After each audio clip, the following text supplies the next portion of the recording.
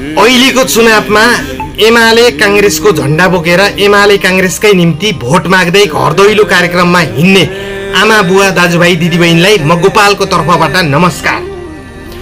भदौ 23 गते जेनजी आन्दोलन 13 वर्षदेखि 28 वर्षभित्रका स्कुल पढ्दै गरेका कलेज पढ्दै गरेका बालबालिकाले आफ्नो हक हित र अधिकारका निम्ति सडक प्रदर्शन गर्दा सत्तामा बस्ने सत्ताधारी एमाले कांग्रेसले 76 जना बालबालिका शहीद बनायो, हजारौं अङ्गभङ्ग बनायो। शहीद हुने र अङ्गभङ्ग हुनेमा तपाईका छोराछोरी परेनन्, तपाईका भाइ बहिनी परेनन्, तपाईका भाइ भतिजा परेनन्। त्यही भएर यो चुनावमा तपाई एमाले कांग्रेसको झण्डा बोकेर एमाले कांग्रेसकै निम्ति भोट माग्दै हिँड्नुहुन्छ। हिँड्नुस्, केही छैन। एमाले कांग्रेसलाई भोट दिनुस्, जिताउनुस्, सत्तामा पुर्याउनुस्। भोलि तिनै एमाले कांग्रेस सत्तामा पुगिसकेपछि सत्ताका लागि तपाईका छोराछोरीलाई सडकमा पुक्लुक पुक्लुक ढालिसकेपछि बल्ल तपाईलाई थाहा हुन्छ चोट के हो, व्यथा के हो, पीडा के हो भन्ने कुरा।